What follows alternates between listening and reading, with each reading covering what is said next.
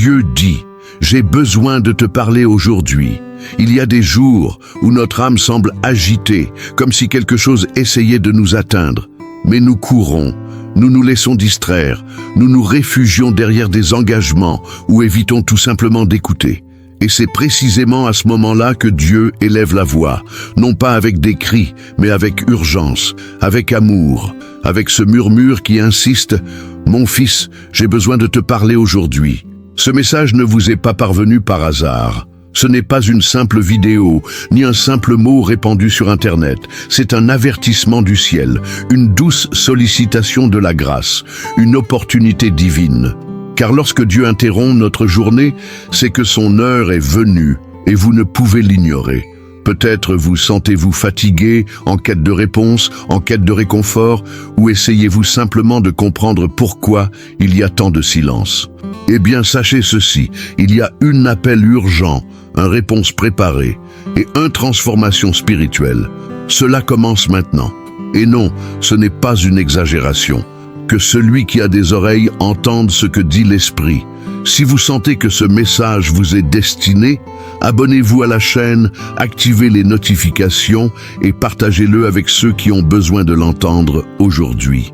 Il y a quelqu'un autour de vous qui crie en silence, et ce message peut faire le pont entre le désespoir et la promesse. Maintenant, écrivez dans les commentaires la phrase qui guidera votre journée en tant qu'engagement public de foi. Dieu, je t'écoute. Parle-moi aujourd'hui. Écrivez avec courage, avec détermination, avec soif de transformation, car cette phrase n'est pas qu'une déclaration, elle marque le début d'une nouvelle ère dans votre vie. Appel divin et but spirituel. Avez-vous déjà eu l'impression de vivre pour le simple plaisir de vivre, comme si chaque jour se ressemblait sans direction claire? Beaucoup de gens ressentent cela, et ce n'est pas un hasard. Une voix intérieure murmure au plus profond de votre âme. Vous avez été appelé à quelque chose de plus grand. Et cette voix ne vient ni de l'esprit, ni des pressions du monde. Elle vient de Dieu. L'appel divin ne s'adresse pas seulement aux pasteurs ou aux missionnaires. Il touche le travailleur fatigué, la mère en détresse, le jeune désemparé, la personne âgée incrédule. Car Dieu ne vous appelle pas par votre CV, il vous appelle par votre cœur. Et lorsqu'il vous appelle, c'est parce qu'un but spirituel est ancré en vous avant même votre naissance. Vous n'êtes pas perdu, vous êtes guidé. Peut-être que tout ce que vous vivez actuellement, y compris la douleur et le silence, fait partie de la formation divine. Dieu prépare avant d'envoyer. Il façonne avant d'utiliser. Et savez-vous quoi d'autre? Il est patient. Même lorsque vous vous égarez, il est toujours là, attendant votre obéissance, votre abandon, votre décision de dire « me voici ». Ne pensez pas que votre objectif est modeste simplement parce que la scène est discrète. Parfois, celui qui prie en silence change le destin de générations. Parfois, celui qui pardonne au lieu de se venger accomplit déjà une mission divine. Le but spirituel n'est pas d'être applaudi, il vise à avoir un impact éternel. La question est donc, écoutez-vous l'appel ou survivez-vous simplement à la routine? Dieu vous appelle, non pas avec un fardeau, mais avec une direction, avec une promesse, avec amour. Et votre réponse peut tout changer, y compris ce que vous pensiez être la fin de votre histoire. Prospérité avec un but. Il règne une grande confusion autour de la prospérité. Nombreux sont ceux qui pensent qu'être prospère signifie avoir un compte en banque bien garni, une belle voiture dans le garage et une vie fastueuse. Mais la prospérité qui vient de Dieu est bien différente. Elle a but à une mission, une destination précise. Et qui plus est, il ne s'agit pas de gonfler l'ego, mais d'accroître l'impact. Dieu n'a jamais promis de vous enrichir simplement pour vous voir profiter d'une vie de luxe sans valeur. Il déverse ses ressources sur ceux qui comprennent que tout ce qu'ils reçoivent est un outil. Argent, idées, talent, tout cela est une provision justifiée. Et ceux qui comprennent cela vivent dans l'aisance, car la prospérité du ciel s'accompagne de paix. Elle ne cause ni souffrance, ni insomnie. Au contraire, elle apporte l'équilibre, car elle coule à flot, dans la juste mesure et au bon moment. La véritable richesse commence par la gratitude. Elle commence par la conscience que même le plus petit, placé entre les mains de Dieu, devient grand. Lorsque vous comprenez que votre prospérité sert à bénir, à investir dans les autres, à accomplir de plus grandes promesses, alors vous devenez digne de confiance devant Dieu. Et il vous en donne davantage. Il n'y a rien de mal à vouloir bien vivre, voyager et rêver grand. Mais la question est, si Dieu vous donnait tout maintenant, qu'en feriez-vous? Parce que le ciel fonctionne avec les intentions, pas avec les apparences. Si vous êtes mis à l'épreuve dans les petites choses, c'est parce que Dieu veut vous préparer à l'immense. Mais l'immense est réservé à ceux qui ont atteint la maturité nécessaire, à ceux qui ne se laissent pas submerger par la lumière, mais qui persévèrent, les yeux fixés sur le ciel, les pieds sur terre et le cœur au ciel. Brisez la mentalité de pénurie. Avant que Dieu puisse changer ce qui vous entoure, il doit changer ce qui est en vous. Et souvent, la plus grande prison qui nous empêche d'avancer n'est pas le manque d'argent, d'opportunités ou de soutien. C'est mentalité de rareté. Cette voix qui murmure « Tu n'arriveras jamais à rien. Ce n'est pas pour toi. Tu n'es pas né pour avoir plus. » Mais laissez-moi vous dire une chose clairement. Cette voix ment. Et tant que vous continuerez à croire en ces limites intérieures, rien de ce qui est extérieur ne changera. Car le monde spirituel répond à vos foi déclarées. Si ta bouche ne prophétise que la défaite, c'est ce qui t'attire. Mais si tu commences à proclamer les promesses de Dieu avec conviction, même sans rien voir, le ciel s'ébranle. Les ruptures ne se produisent pas par magie. Elles surviennent lorsque vous refusez de répéter les mêmes cycles, quand vous dites « ça suffit ». Je n'accepte plus cette pénurie comme faisant partie de mon identité. C'est ici que commence la transformation. Commencez par observer la façon dont vous parlez de votre argent, de votre vie, de vos rêves. Des mots comme « je n'y arriverai jamais »,« de toute façon je suis pauvre »,« ce n'est pas pour moi » sont des chaînes invisibles. Remplacez-les par des déclarations de foi. « Dieu est mon soutien. Je suis en pleine croissance. La provision arrive. » La foi n'ignore pas la réalité, mais elle ne s'y soumet pas non plus. Elle la regarde et dit « Tu n'as pas le dernier mot ». Et savez-vous ce qui est encore plus beau? Quand votre esprit change, votre environnement change aussi. Vous voyez des portes là où il n'y avait que des murs auparavant. Vous entrevoyez des possibilités au milieu du chaos, car la pénurie a peut-être été votre point de départ, mais elle ne doit pas forcément être votre destination. Une foi inébranlable et des actes prophétiques avec jusqu'à 1882 caractères, conservant la ligne de mentor inspirant, langage engageant et pratique. Thème 4. Foi inébranlable et actes prophétiques. La foi n'est pas un sentiment. Ce n'est ni un frisson ni une larme au coin de l'œil. La vraie foi est une décision. C'est croire même quand tout semble indiquer le contraire. C'est avoir confiance que Dieu agit même quand le ciel semble silencieux. C'est regarder l'invisible comme s'il était déjà palpable. Une foi inébranlable, elle, ne naît pas du confort, mais des crises. Elle grandit quand on choisit d'obéir, même sans comprendre. Quand on fait des promesses, même entouré d'impossibles. Et oui, déclarer est un acte spirituel. Dire avec sa bouche, c'est plus que simplement parler magnifiquement. C'est activer le monde invisible. Beaucoup sous-estiment le pouvoir d'un commentaire, d'un « j'aime », d'un simple acte de foi public. Mais chaque fois que vous agissez avec détermination, vous implantez l'esprit. Vous montrez au ciel que vous croyez avant de voir. C'est ce que nous appelons acte prophétique, une action visible qui anticipe une réalité invisible. Vous souvenez-vous quand Jésus a demandé à l'homme à la main sèche de l'étendre? Il n'a pas guéri pour ensuite demander une action. Il a demandé une action, et lorsqu'il a obéi, le miracle s'est produit. De même, lorsque vous commentez une citation religieuse, partagez une vidéo ou répétez une promesse à voix haute, vous dites « Je crois en ce que je ne vois pas encore ». Alors ne restez pas les bras croisés à attendre que le courage vous soit donné. Agissez, écrivez, priez, prophétisez, même si vous tremblez, même si vous ne voyez pas encore de résultats, car le ciel ne bouge pas grâce au gémissement, il bouge grâce à la foi. Et une foi active, même petite, a plus de puissance qu'une foi grande mais endormie. Provision divine et subsistance surnaturelle.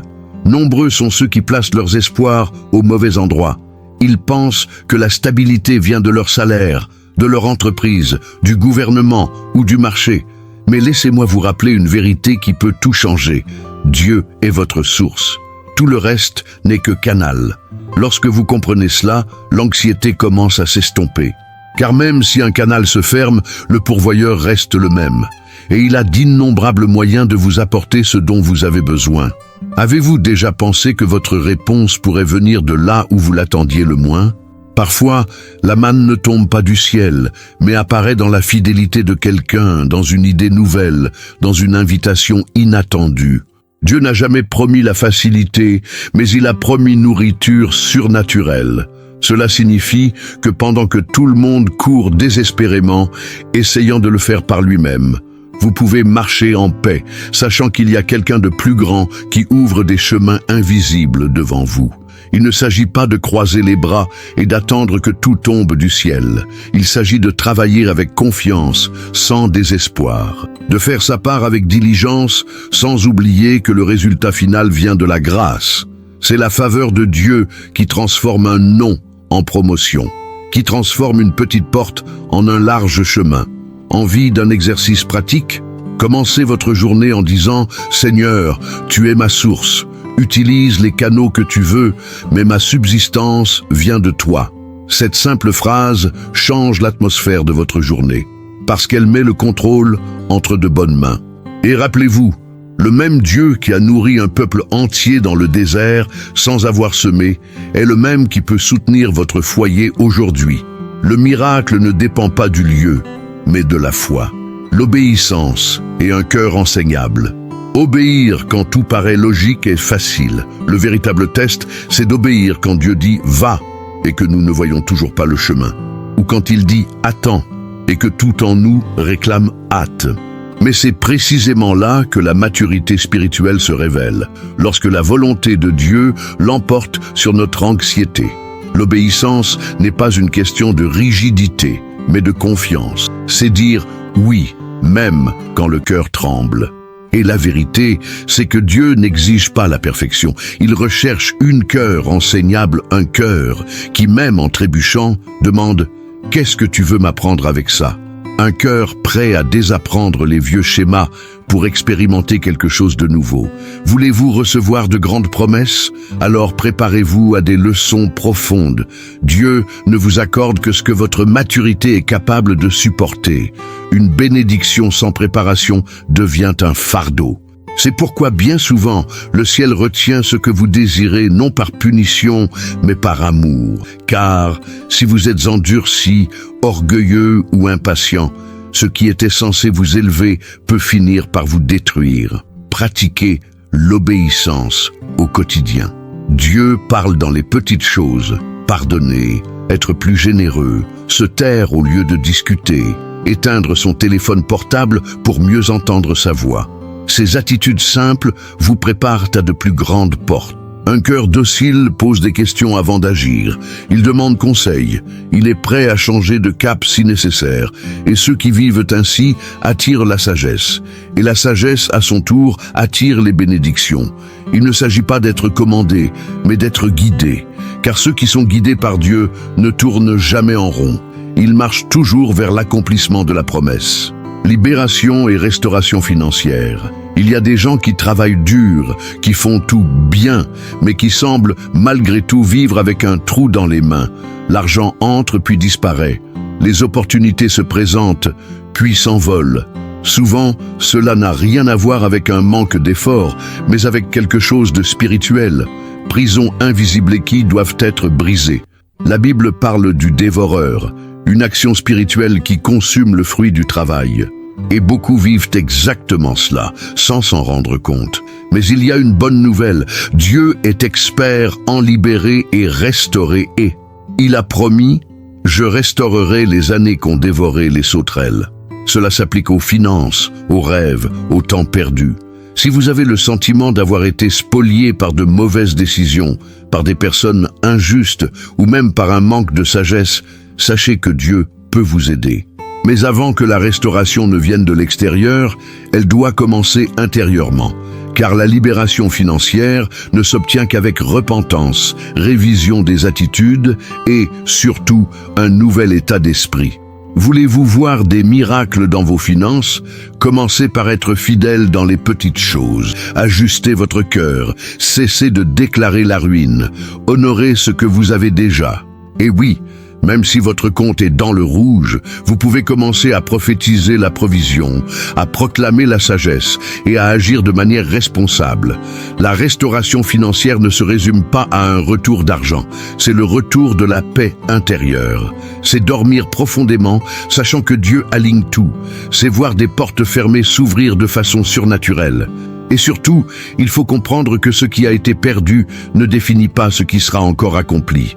Dieu ne se contente pas de donner, il multiplie. Et ce que vous pensiez terminer peut être le plus puissant des nouveaux départs de votre vie. L'honneur comme fondement de la richesse. La vraie prospérité ne commence pas par un salaire élevé, mais par un cœur qui sait honorer l'honneur est une clé spirituelle, une graine invisible qui ouvre des portes que le talent seul ne peut ouvrir.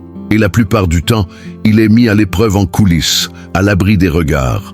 Honorer Dieu ne se limite pas à aller à l'église ou à chanter des louanges. Il s'agit de le placer au centre de vos décisions. Il s'agit de le consulter avant d'agir. Il s'agit de reconnaître que tout ce que vous avez vient de lui. Lorsque vous honorez le Seigneur par vos finances, votre temps et vos paroles, vous dites « Je sais d'où vient ma source ». Mais l'honneur va au-delà de cela. Honorer ses parents, même s'ils étaient imparfaits. Honorer son histoire, même si elle a été douloureuse. Honorez ceux qui vous ont aidé, qui ont cru en vous, qui vous ont donné une leçon. Tout cela crée un terreau fertile sur lequel une prospérité durable peut s'épanouir. Connaissez-vous cette richesse qui ne corrompt pas, qui ne vole pas la paix, qui n'engendre pas l'orgueil, qui n'éloigne pas de Dieu? Elle naît de l'honneur, car celui qui honore les petites choses reçoit autorité sur les grandes. Et attention, le manque d'honneur ferme les portes. Ceux qui méprisent tout, qui croient tout savoir, qui se moquent des autres, creusent leur propre stagnation. Avez-vous remarqué que ceux qui râlent sans cesse ont tendance à stagner? Envie d'une habitude concrète? Commencez à exprimer votre gratitude à voix haute envers ceux qui vous ont aidé à traverser une période difficile. Priez pour ceux qui vous ont ouvert une porte, même si elle s'est refermée par la suite. Et chaque fois que vous êtes béni, n'oubliez pas de dire « merci ». Cela peut paraître simple, mais dans le monde spirituel, c'est énorme. Car l'honneur n'est pas seulement une question d'étiquette, c'est une question de stratégie. Et ceux qui apprennent à honorer apprennent à prospérer avec équilibre, humilité et des racines solides. Miracles et bénédictions surnaturelles. Il y a des moments où la logique ne suffit plus. On a tout fait correctement. On a prié, on a travaillé, on a été fidèle. Et pourtant, rien ne semble bouger. C'est là qu'intervient la logique, miracles. Parce que ce que Dieu est sur le point de faire dans votre vie ne sera pas expliqué, mais sera vu. Les miracles ne sont pas seulement des anecdotes du passé. Ils se produisent encore aujourd'hui, chaque jour, dans des lieux inattendus, à des gens ordinaires qui décident de croire. Et le plus beau, c'est que Dieu n'accomplit pas de miracles seulement lorsque tout est calme. En réalité, les plus grands miracles naissent au milieu du chaos. Peut-être priez-vous depuis longtemps pour une réponse qui n'est pas encore venue. Peut-être avez-vous même pris l'habitude d'attendre. Mais laissez-moi vous dire quelque chose avec foi et conviction. Le ciel agit même quand tu ne le vois pas. Dieu n'a pas oublié ses promesses. Il prépare simplement le scénario idéal pour que lorsqu'il se produira, personne ne doute qu'il s'agit de sa main.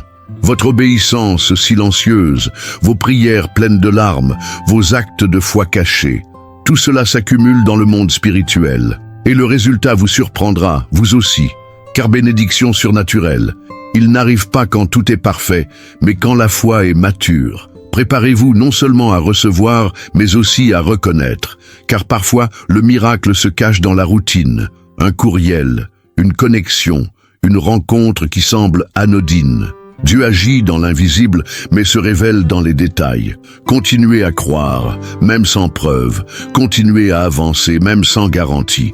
Car ce que le ciel prépare sera au-delà de ce que vous avez demandé, au-delà de ce dont vous avez rêvé, et bien au-delà de ce que vous pensez mériter. Se préparer au défi de la richesse. Beaucoup de gens demandent des bénédictions, mais peu demandent une préparation. Et ce dont peu de gens parlent, c'est que la richesse, aussi désirée soit-elle, comporte des défis. Quand Dieu commence à vous bénir, vos responsabilités augmentent. Et avec elles, l'attention de l'ennemi se porte également. Car plus on monte, plus il faut être stratégique. La prospérité ouvre des portes, mais elle met aussi les cœurs à l'épreuve. Êtes-vous prêt à être envié, jugé, incompris?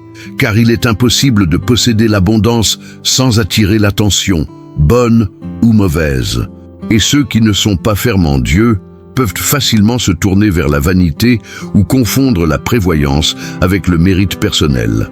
Par conséquent, Dieu ne vous donne pas des richesses pour vous impressionner, mais pour accomplir un but, et il ne vous accorde que ce que vous êtes prêt à supporter avec équilibre, humilité et vision. Il ne sert à rien d'en avoir beaucoup si vous perdez votre caractère en cours de route. Le secret est de garder le cœur simple, même lorsque votre compte s'enrichit. Cela signifie continuer à aider en secret, écouter les conseils et garder les pieds sur terre. La richesse sans supervision devient un piège, mais la richesse avec discernement devient un tremplin pour transformer des vies. Besoin de conseils? Avant de demander davantage, demandez de la structure. Priez pour la sagesse, la maîtrise de soi et la sensibilité spirituelle. Demandez à Dieu: Seigneur, comment veux-tu que je gère ce que tu vas me donner? Cela témoigne de la maturité. Et la maturité accélère les processus du paradis. La bénédiction est certaine, mais la véritable réussite ne se résume pas à l'accomplissement, elle se construit sur la persévérance. Et persévérer exige une préparation quotidienne, une vigilance constante et surtout dépendance à Dieu même, quand tout semble sous contrôle. Guérison intérieure et transformation spirituelle. Parfois, le plus grand obstacle à la prospérité n'est pas extérieur, mais intérieur. Vieilles blessures, rejets non traités, traumatismes enfouis. C'est pourquoi Dieu, avant de vous libérer de vos désirs, prend soin de vos besoins. Il ne déverse pas ses bénédictions sur un cœur brisé sans d'abord guérir les fissures. Car la guérison intérieure est le fondement de la transformation spirituelle. Tu peux cacher tes sentiments à tout le monde, mais pas à Dieu. Il voit ce que personne d'autre ne voit. Il comprend les silences, les ruptures, les boules dans ta gorge. Et il n'est pas pressé, mais il ne veut pas te voir coincé dans cette situation plus longtemps. La vérité est la suivante: Dieu veut vous guérir de l'intérieur. Alors que beaucoup courent après des formules pour changer leur vie, le ciel dit: laisse-moi d'abord te changer. Car lorsque l'esprit est aligné, l'esprit est renouvelé. Et lorsque l'esprit est transformé, les choix changent. Et lorsque les choix changent, les fruits arrivent. N'ignorez pas le processus de guérison. Autorisez-vous à ressentir, à vous repentir et à pardonner, y compris à vous-même. Cherchez de l'aide si nécessaire. Priez, écrivez et partagez votre douleur avec Dieu.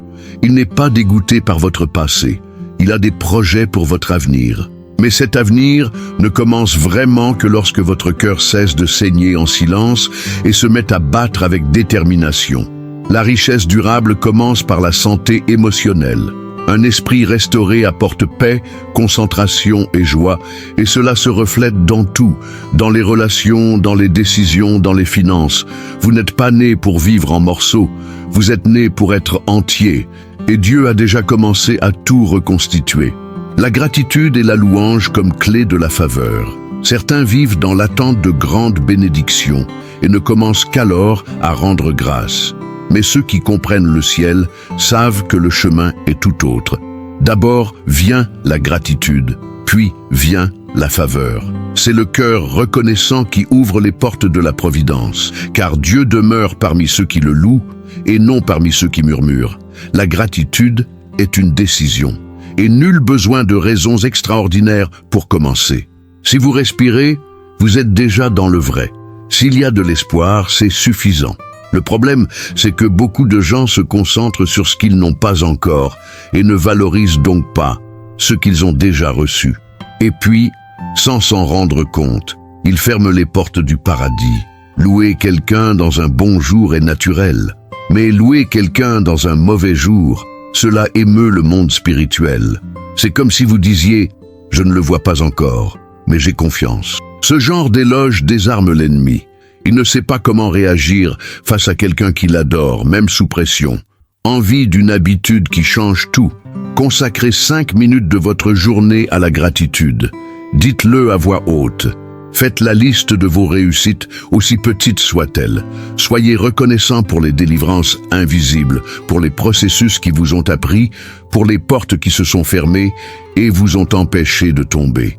La gratitude change votre fréquence. Et lorsque votre fréquence change, vous commencez à attirer ce qui était bloqué. Et n'oubliez pas, qui loue ne s'arrête pas, ceux qui rendent grâce avancent. Car la louange n'est pas seulement musicale, c'est un positionnement, elle est spirituelle. Et la gratitude est comme une clé qui déverrouille des promesses tenues secrètes. Alors, avant de demander davantage, louez ce que vous avez déjà. Dieu honore ceux qui le reconnaissent. Et sa faveur accompagne ceux qui marchent les mains levées en signe de gratitude, même lorsque leur poche semble vide.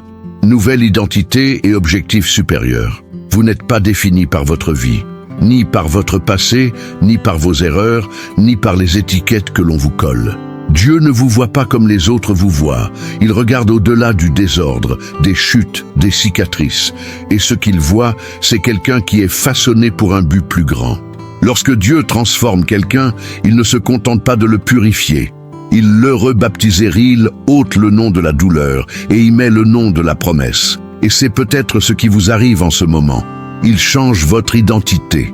Ce qui était autrefois honte deviendra témoignage. Ce qui était autrefois limitation deviendra le fondement de l'autorité. Avez-vous déjà réfléchi que tout ce que vous avez traversé pourrait précisément vous permettre d'aider les autres à s'élever? La nouvelle identité que Dieu construit en vous a un poids spirituel. Vous n'êtes pas seulement quelqu'un qui essaie de réussir dans la vie. Vous êtes un instrument pour manifester le royaume sur terre avec équilibre, prospérité et humilité. Ce changement commence lorsque vous cessez de vous considérer comme une victime de l'histoire et commencez à vous percevoir comme une réponse à celle-ci. Lorsque vous comprenez que vous avez été choisi, mis à part, formé, non pas pour être juste un autre, mais pour être référence de la prospérité à l'essence. Croyez-moi, Dieu utilisera votre parcours pour inspirer beaucoup de gens. Non pas parce que vous serez parfait, mais parce qu'il sera réel, parce que votre transformation sera visible. Et les gens vous regarderont et diront, « Si Dieu l'a fait pour lui, il peut le faire pour moi aussi. » Vous n'êtes pas en phase de survie, vous êtes en phase de construction. Et lorsque la bonne identité s'aligne avec le bon objectif, la faveur divine se manifeste inévitablement. Appel à la générosité intentionnelle. La véritable générosité ne dépend pas de ce que l'on possède, mais de ce que l'on comprend. Et lorsque l'on comprend que tout ce que l'on possède vient de Dieu, le partage cesse d'être un sacrifice. Il devient un honneur. Vous vivez peut-être avec peu en ce moment, mais il est toujours possible de cultiver la générosité. Car partager le peu libère le plus. La générosité ne se résume pas à donner de l'argent. C'est offrir du temps, de l'attention, des prières, du soutien. C'est regarder l'autre avec compassion et dire « Je n'ai peut-être pas tout, mais ce que j'ai, je le partage ». Cette posture attire la faveur divine car elle reflète le cœur même de Dieu. Et voici un secret spirituel. Chaque graine intentionnelle semée avec foi revient multipliée. Ce n'est peut-être pas le même format, mais cela revient toujours. Un coup de main aujourd'hui peut devenir une porte demain. Une offrande discrète peut devenir une récolte visible. Beaucoup de gens passent à côté de bénédictions parce qu'ils veulent tout garder. Mais le royaume fonctionne à l'inverse. Plus on donne avec un but précis, plus on reçoit avec un objectif précis. La générosité est une clé silencieuse qui libère des ressources invisibles. Envie de mettre cela en pratique?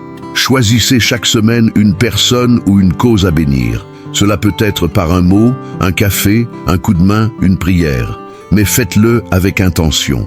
Priez d'abord. Dites « Dieu, montre-moi qui a besoin de moi aujourd'hui ». Vous serez surpris de voir à quel point cette attitude change les environnements et votre intérieur aussi. En fin de compte, ce qui reste n'est pas ce que nous accumulons, mais ce que nous multiplions dans la vie des autres. Et Dieu vous appelle non seulement à recevoir, mais aussi à être un canal. Car lorsque vous devenez une réponse à quelqu'un, le ciel prend soin de vos besoins. Victoire, garantie et protection spirituelle. Si vous menez des combats que personne ne voit, sachez que le ciel ne les ignore pas. Dieu connaît chaque larme, chaque cri silencieux, chaque pensée que vous essayez d'étouffer. Et il a déjà révélé une parole sur votre vie, victoire. Pas peut-être, pas si ça marche. Victoire garantie. Cela ne signifie pas l'absence de lutte. Cela signifie la présence d'une couverture. Car la différence entre ceux qui gagnent et ceux qui sombrent ne réside pas dans leur propre force, mais dans ce qui garde l'arrière. Et ce que dit la parole est clair. Aucune arme forgée contre toi ne prospérera. Il peut sembler que l'ennemi est devant, mais Dieu a déjà placé d'anges autour de toi. Ils ne sont pas là pour faire joli. Ils sont en guerre. Ils vous défendent contre des attaques qui n'ont jamais touché votre vie. Et si vous êtes arrivé jusqu'ici, malgré tant de chutes et de tentations, c'est parce que sa main vous tenait. La protection spirituelle ne s'active pas avec des amulettes ou des formules. Elle s'active par l'obéissance. En choisissant la voie de la vérité, même dans les moments les plus difficiles, vous entrez dans une zone de protection divine. Un bouclier qui ne prévient pas les problèmes, mais les empêche de vous détruire. Réveillez-vous chaque jour avec cette conscience. Dieu est déjà devant. Priez avant de sortir. Consacrez vos pas. Couvrez votre maison de déclarations de foi. Et même en cas d'attaque, gardez la tête haute, car la fin de l'histoire est déjà écrite. Et à la fin, vous gagnez. Votre rôle est de tenir bon. Le rôle de Dieu est de vous protéger dans votre marche. Et ensemble, vous créerez une histoire de victoire qui fera taire beaucoup de gens et glorifiera son nom. Après tout cela, je vous demande, qu'allez-vous faire de cette parole? Allez-vous la garder pour vous ou allez-vous la laisser transformer votre vie?